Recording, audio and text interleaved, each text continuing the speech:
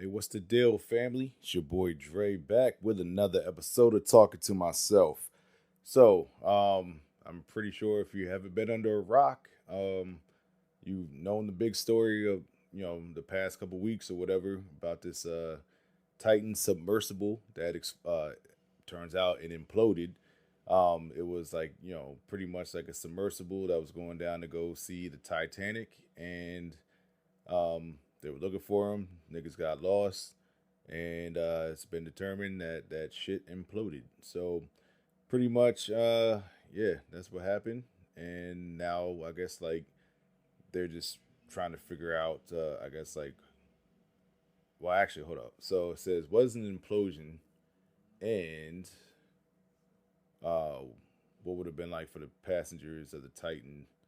So pretty much says for days the world could imagine the grim scene. Five men cramped in a cold, dark tube, knowing that they were about to run out of air.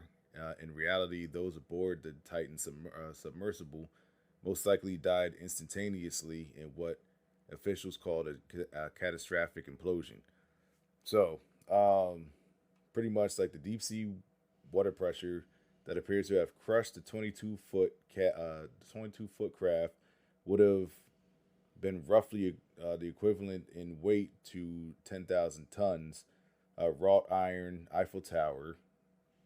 So, all right, so the colossal forces would have acted so quickly that it would have been like the vehicle's carbon fiber hull suddenly vanishing before anyone inside knew what was happening. So they would have, so basically, like they wouldn't even know like what the fuck happened. That's basically what they're saying. Like they wouldn't even have time to react. With the submersible imploding, like it's just like pretty much like hold up, like that, just that, like you know what I'm saying. Like you probably faster than that. Like niggas would be dead before they even fucking knew what was going on. Like one day, one moment they chilling, like oh yeah, the next thing they gone. So it says they would have known nothing. The minute this body of water hit them, they would have all been dead, says Paul White, a professor at England's University of Southampton, who specializes in water acoustics and forces. So it says, with the vast search effort now over, the focus now turns to the many unanswered questions that remain. So, uh, says though the tourist sub lost contact around an hour and 45 minutes into a 2 hour dive. It was found. It was found with a seabed. Yeah, found on the seabed around 1,600 feet from the Titanic's bow. So officials don't know yet exactly where or why the tourist sub imploded. So they don't even know like why this. But I can probably tell you why because like the materials that they use is not really. I guess like to build a sub, like it wasn't really built for deep sea pressure. Even though they had like they had some other dives like under there, but pretty much I don't know if they went too deep or if the material was just like fuck it because it was just like carbon. I think it was like what carbon fiber shit. They didn't even really use like real metal, which is what you're supposed to be using. You're supposed to be using like steel or something like that. Like that can withstand the pressure of being down so far. Because the Titanic is at 12,500 feet down, and it says the water pressure is nearly 400 times more than the ocean's surface. So some 6,000 pounds would have been pressing down on every square inch of the Titan's exterior. It says if you translate that physical force, it's going to be in the order of high thousands of high thousands of tons to 10,000 tons. So the analogy will be the weight of the Eiffel Tower being the kind of loads it's experiencing. So I guess it's kind of like the Eiffel Tower just falling on the fucking sub. And yeah, that's pretty much it. But from what I heard, like I guess I seen a video and it was a guy like describing like what an implosion would be like, and it said like pretty much like the pressure like inside the sub would have like pretty much like liquefied them, because it said like it would have been as hot as like the sun in that bitch.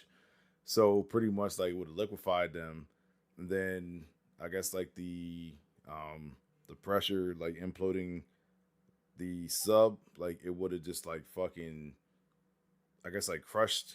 It would have crushed them, and then like pretty much like the liquids, the liquefied remains of them would have just been like, once the sub exploded, like it just be in the sea, and I guess like the sea creatures just be feeding on that liquid, on the liquefied remains of these people. So that's why you probably won't find any body parts at all. So now, pretty much, so the guy going on, Blair Thornton, he's a professor of marine on was it autonomy, and he's also at the University of Southampton, who designed and built dozens of robot operated sea deep submersibles. Rodderman said at the University of Portsmouth, or Portsmouth, whatever, agree with the Eiffel Tower analogy. His work has taken him to the near depth, uh, the near Titanic depths in the Indian Ocean. Oh, so okay, I didn't even learn new shit every day. I didn't even know what the fuck the like which ocean that the Titanic went down in. So I guess the Indian Ocean. Descending, well, it's at the Indian Ocean now, so I don't know where it originally sank at, but it's at the bottom of the Indian Ocean now. His work has taken him to the depths of the Titanic depths in the Indian Ocean, descending to observe geothermal hot springs at around 11,400 feet, in the Japanese submersible Shinkai 6500. Unlike Titan, Shinkai is owned and operated by the Japanese government and has been rigorously tested throughout its 1,500 odd missions. So, for what I heard, it's the company that owns, Ocean Gate Expeditions, that owns the Titan, that pretty much was like cutting corners, build it in a material that it wasn't supposed to be built in. So it's all types of shit, man. Like this shit was pretty much doomed from the start, and they had like two dives prior, and then like the dive before this dive that went horribly wrong. They actually got lost for like at sea for 2 hours. So I don't know why people still signed up for that shit and paid $2,500 for that. Well, not 25, 250,000 dollars. You know what I'm saying? Like I said, hey, if you want to waste $250,000, you can go ahead and just deposit that shit in my account. You know what I'm saying? I'll waste that shit on some bills. You know what I'm saying? Put a down payment on a house. Fix my car up. You know, if you want to waste $250,000, but the shit is just wild. And I just see people, on the internet like, oh, you know, don't make jokes and y'all mean this could be your family members and blah blah blah. I'm like, first of all, my family broke, son. Like, there's only a few people in my family that can afford to do some shit like this, and then the people who actually can afford to do some shit like this have common sense. They're not gonna go down to go see the Titanic. If they want to see the Titanic, they're just gonna pop into the fucking double VHS or watch that shit on streaming services, because Netflix is being petty, and they about to bring that shit back on July 1st. They're about to bring the Titanic movie back on Netflix on July 1st. I'm like, yo, y'all niggas petty as fuck, yo. That's a petty move, but I'll probably do that shit too. But hey, man, might as well get some likes off this shit. You know what I'm saying? Get some views. But yeah, man, like it's a lapse of judgment, and the only person I really feel sorry for is like the 19-year-old that went down there. You know what I'm saying? Like just to appease his father, because his father was like, yo, this is, for whatever reason, the dude, he was like a Titanic, I guess like fiasco enthusiast. That's the word I'm looking for. He's like a Titanic enthusiast. So pretty much like, I guess it was Father's Day. I don't know if he guilt tripped his son, but he's just like, put the pressure on him, like, yo, please, it means so much to me, I guess, blah blah blah.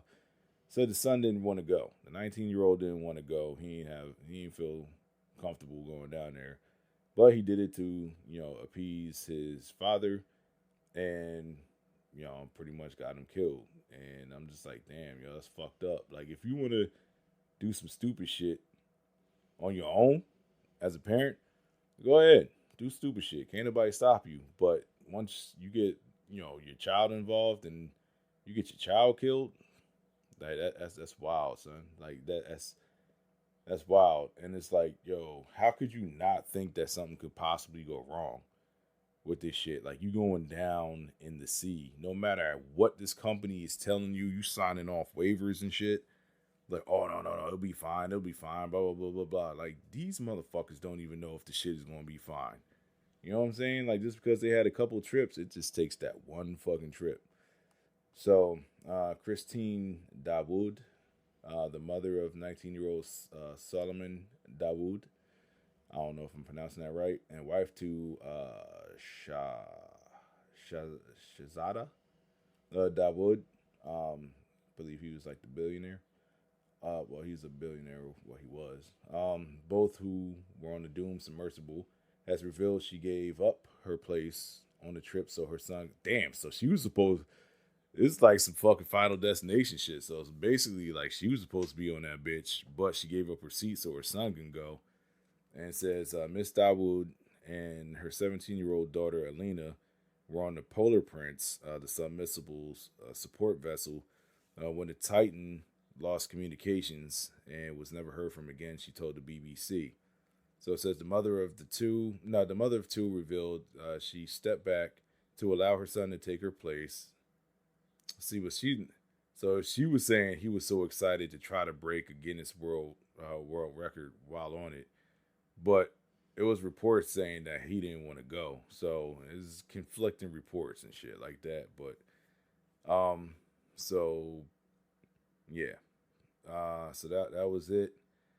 And I guess, like, Shahzada, he was born in Pakistan, and he lived in, I guess, Surbiton and Surrey. I have no clue where this is at.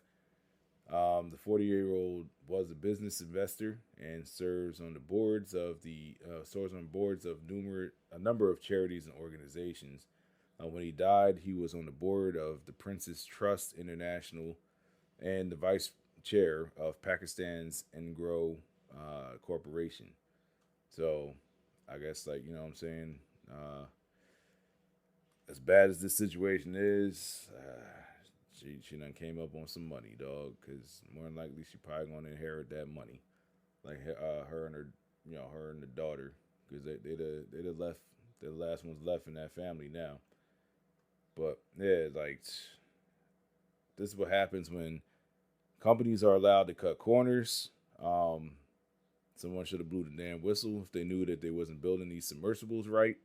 I hope Seagate gets shut the fuck down and not allowed to continue to operate, because pretty much, like, you out here getting motherfuckers killed for no reason just because you want to save a couple dollars and not build these submersibles, like, in a correct manner. You know what I'm saying? Like, dog, like, the liability that you're gonna go, and the lawsuit that you probably just open yourself up to is unnecessary. But still, like I said, it's just the unnecessary loss of human life. But people, stop being, especially white people, stop being fucking obsessed with the Titanic. That motherfucker sank like mad long ago, and it's at the bottom of the ocean.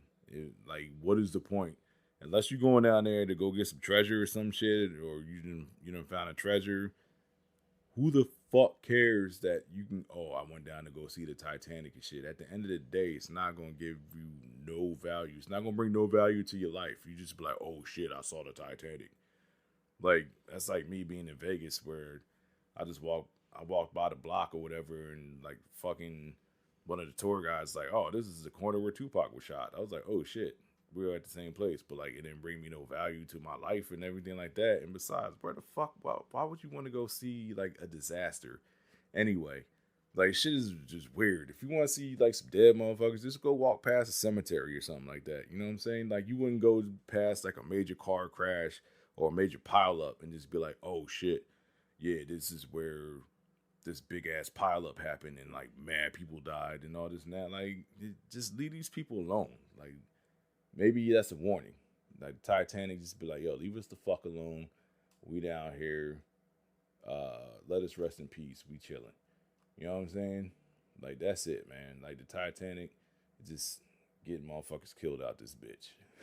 Like, just leave that shit alone. Like, just use some common sense and leave that shit the fuck alone, please.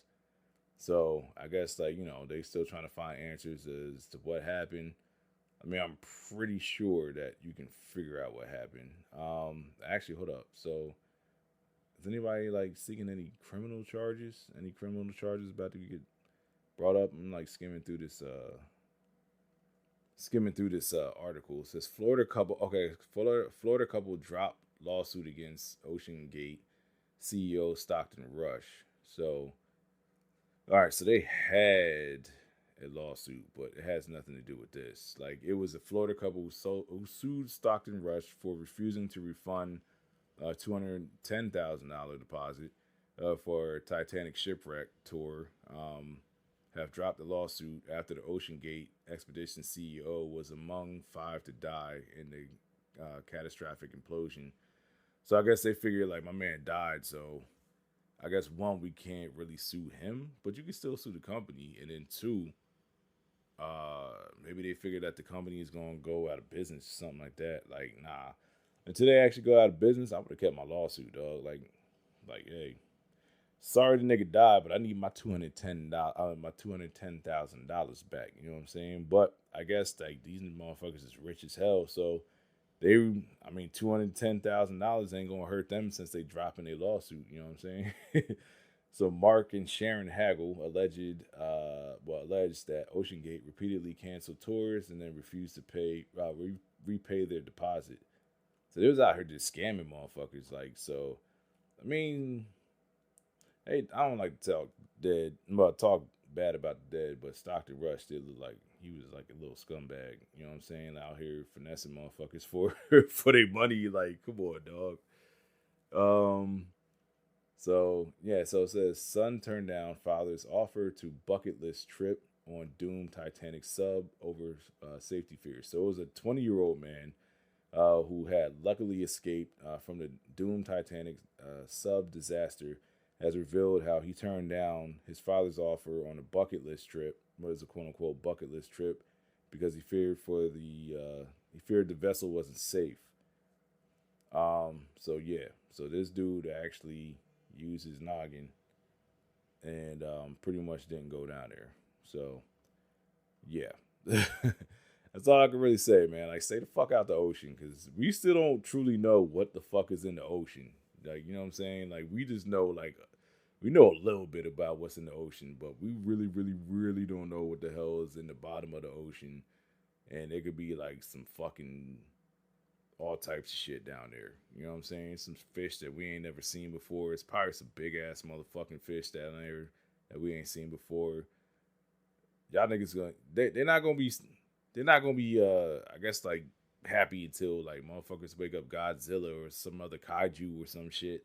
You know what I'm saying? The Meg come out finally and shit after all the speculation and start eating motherfuckers. You know what I'm saying? Like, leave these people. I said leave these people. Leave these creatures alone. Leave the sea alone. Yeah.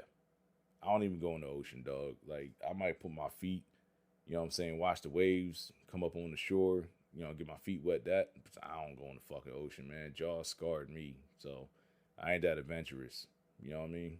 But yeah, stay the fuck out the ocean. That's all I gotta say about that.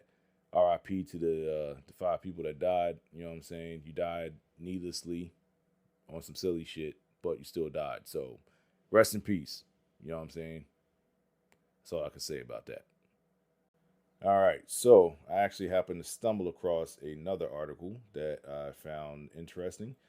Now, so pretty much like we are approaching the July 4th weekend. You know what I'm saying? There's a lot of cookouts, a lot of alcohol being consumed. It's going to be a lot of state troopers and police out there trying to regulate the traffic and all that stuff, making sure people aren't too intoxicated to drive. Probably a lot of fucking field sobriety tests going to be given out.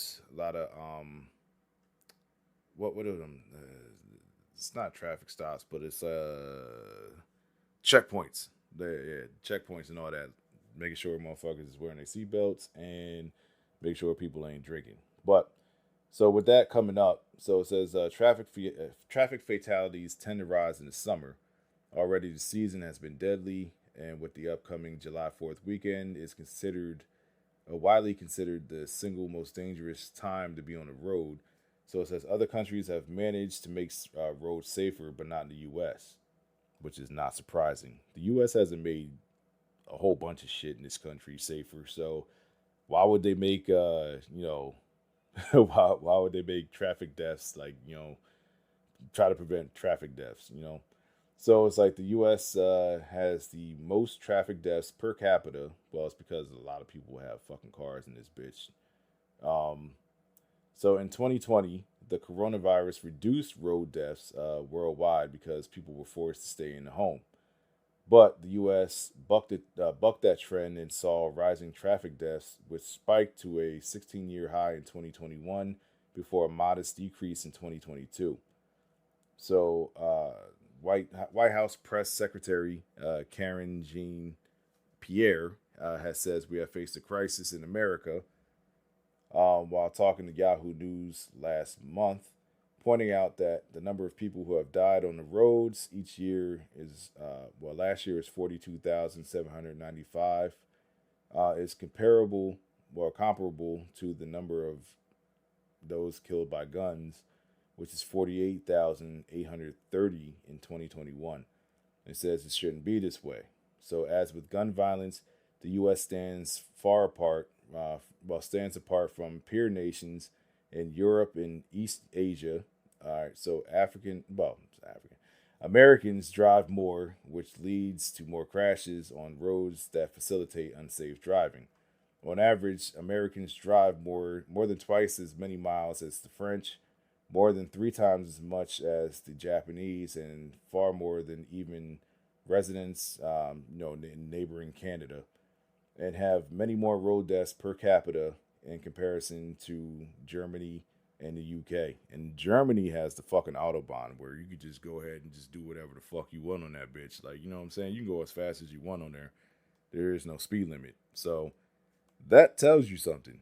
They out here zooming and shit on the fucking Autobahn, but they not really crashing like that. You know what I'm saying? Like, so there's a lot of people in this country that can't fucking drive. There's a lot of people that don't know the traffic rules, that they don't know the traffic laws and everything like that. Most of these people can't even put on a fucking turn signal. So how do you think that these people are going to operate their vehicles safely? Now, myself, I trust myself to drive. I don't trust anybody else on the road to drive. So I'm good with myself, but you can't really predict, what these other drivers are going to do. You don't know if someone is driving under the influence. You don't know if someone's distracted on their cell phone. You don't know what the fuck is going on. So it might be someone's out here suicidal and shit and just want to go. They want to go, but they want to take as many people out with them as possible. There's some people out there like that. So, there's a whole bunch of shit that could be a factor in it. But it says other countries have prioritized road safety through measures like lower speed limits. But you can lower speed limits in the United States, and these motherfuckers is going to speed right past that shit. I done seen people do like 75 and a 25, you know what I'm saying? They got fucking protected bike lanes, people driving in the bike lanes, people cutting each other off, people playing chicken, all types of shit in this country. Shit is just wild. As they tend to have much better commuter and long distance train networks. Yeah, our train network sucks in the United States. It's the only time I really hop on the train is and I go from like Trenton to New York City. That's about it. cross country, I haven't really taken a train since like '99, and like that was going from like Philly to VA, and that shit sucked ass. President Biden is a train guy himself, and has vowed to improve Amtrak's performance. But his signature legislative achievements, the bipartisan infrastructure law and the Inflation Reduction Act, spent hundreds of billions on dollars on repairing roads and making electric vehicles more accessible. Now, although the Department of Transportation is beginning to work on safer roads, making roads safer, the funding seems, I guess, tactically or I can't pronounce this word.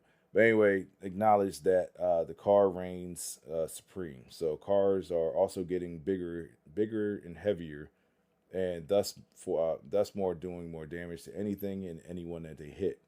So Jennifer Hamidi says, "I'm concerned about the increased risk of injury and death for all road users from heavier curb weights and increasing size, power, and performance of vehicles on our roads, including electric vehicles. Because like these cars, like these car manufacturers, they always like, oh, our car can go faster. We can go from 0 to 60 in like fucking 2 seconds and all this and that.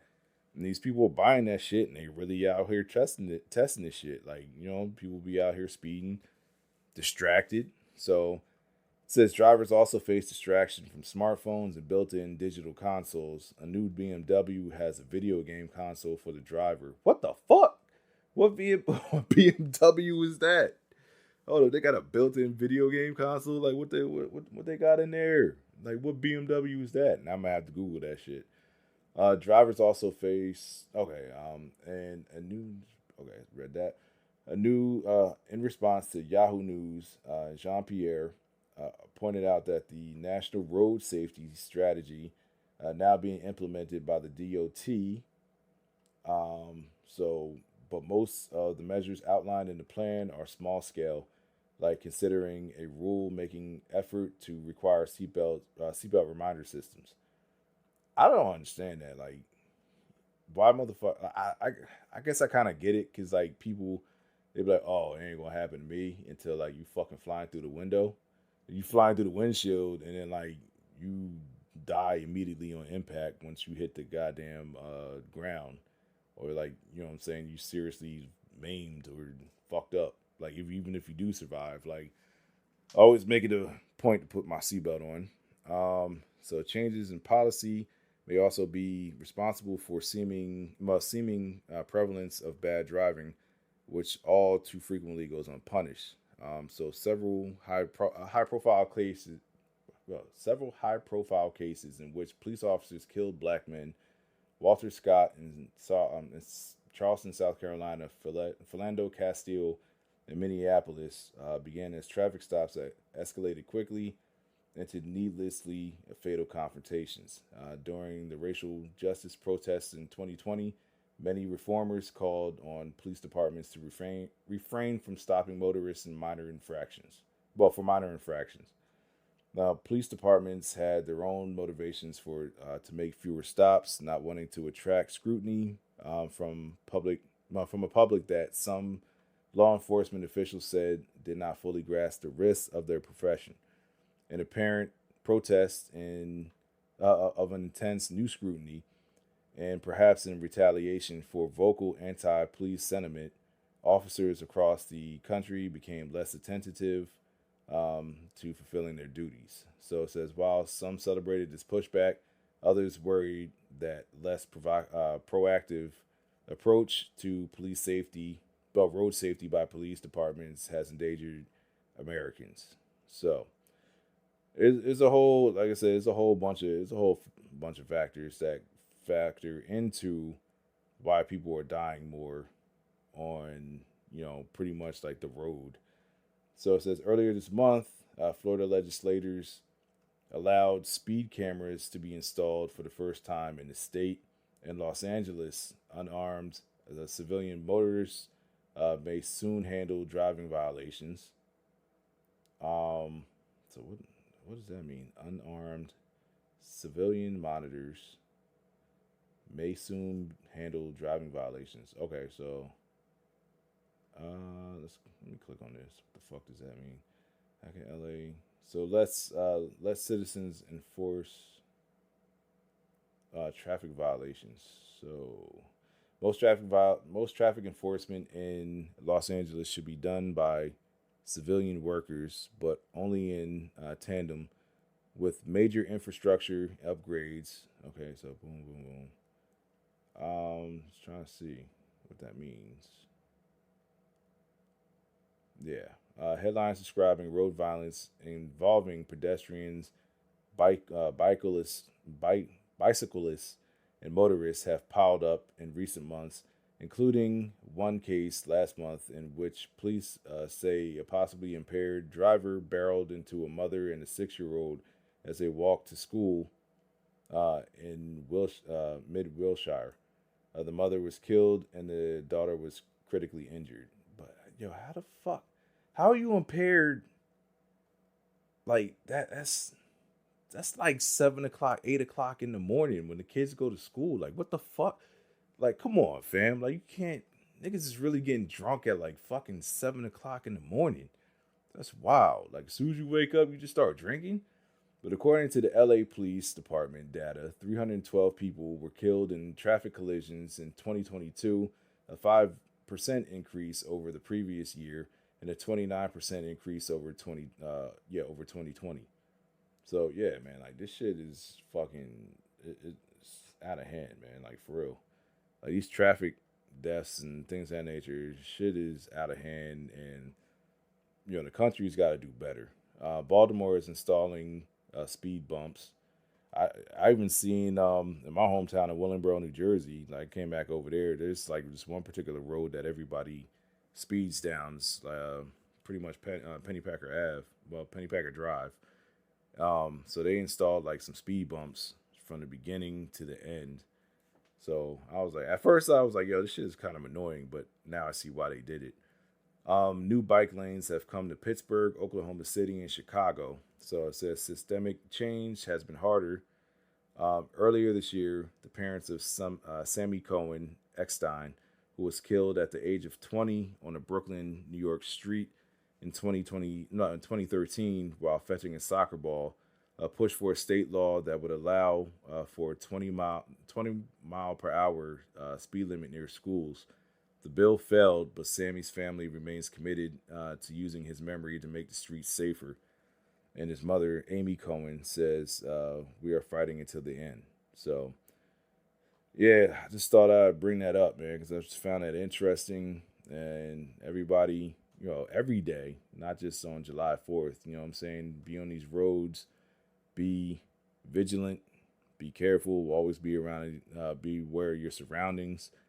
And just operate you know, operate your vehicle like you want to make it home and you want other people to make it home because not only, do your decisions affect yourself, but they affect others as well. So if you get behind a wheel and you're drunk, you could kill multiple people and ruin and alter other people's fucking lives just like that, just because you want to be a dumbass and be hop behind the wheel while fucked up and nobody took your keys and everything like that. So, yeah, man, like just be safe out here. That's all I can really say. And I pray that everybody makes it home every day. And yeah, that's about it, man. All right. So, this particular story actually, I'm like, yo, I got to keep my head on the swivel now and just pay attention to these motherfuckers that's in my car now. So, I am an Uber driver. It's one of the things I do, mainly like in IT, but I do go out and go Uber as well to make some extra money. So, a woman fatally shot an Uber driver in Texas. Police say she wrongfully thought she was being kidnapped.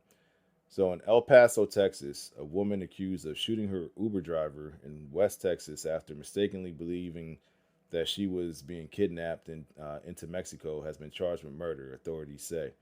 So Phoebe Copas, who's 48, she's from Tompkinsville, Kentucky, was visiting her boyfriend in El Paso, Texas, when the driver was shot June 16th. The El Paso Police Department says Copas, who shot 56, about 57, 52. Let me get this man's age right.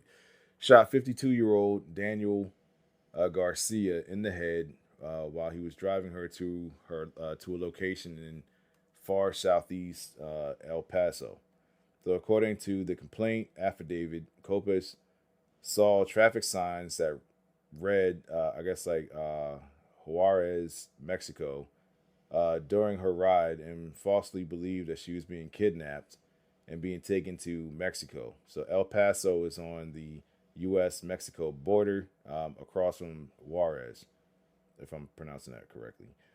El Paso police officers initially arrested and charged Copas on suspicion of aggravated assault, causing serious bodily harm, causing serious bodily injury. There we go. Copas was booked into El Paso County Jail and remained jailed on Sunday. With Paredes' death, or Pidra's death, the charge was upgraded to murder. So I guess he didn't die instantly. Like, he was taken to the hospital. So Copa's bond is now set at $1.5 million. So Phaedra picked up Copas around 2 p.m. in a gray Nissan Maxima. I have a blue Nissan Maxima. And was driving her, driving her to meet her with her boyfriend, the affidavit says.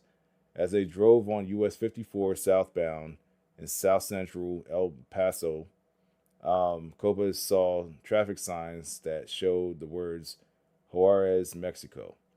That led to her believing that Pydra was trying to kidnap her. Yo, she ignorant as hell, yo. I just realized this shit because, you know what I'm saying? The driver is fucking, like, Latino.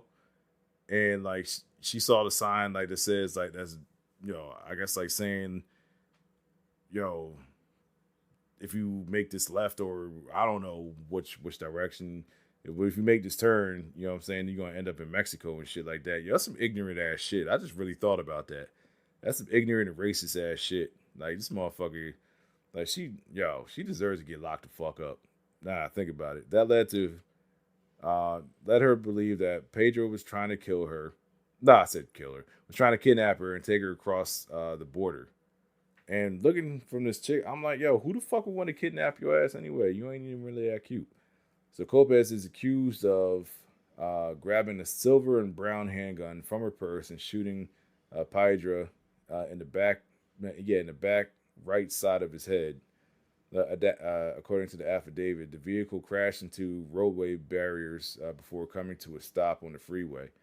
The area where the car crashed was not in close proximity of a bridge, port of entry, or any other area with immediate access to travel to Mexico, the affidavit says. The roadway Copas was traveling on is a normal route to drive to the destination requested. Before calling 911, police say Copas took a picture of Pydra after he was shot and sent it to her boyfriend via text message. What the fuck? God, this bitch retarded, dog. Officers arrived at the scene and saw Copas being helped out the car by her boyfriend. Copas then dropped everything she was holding in her hands to the ground, including the brown and silver handgun, the affidavit says. Officers found Pydra slumped in the driver's seat. So Copas was detained as police investigated the shooting.